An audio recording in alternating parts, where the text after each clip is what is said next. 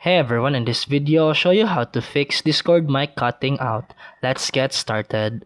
First, let's check your input volume settings. Low input volume is a common cause of audio dropouts.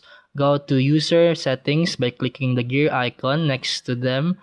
Then open the voice and video tab. Here slide the input volume to max.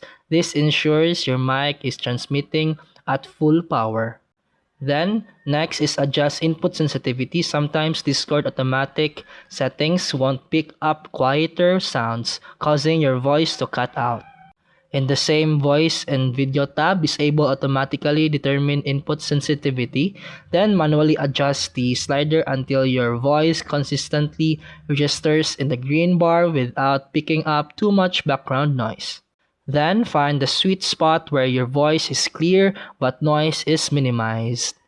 Finally, try unplugging and re-unplugging your microphone. It may sound simple, but sometimes connectivity issues cause Discord to lose your mic.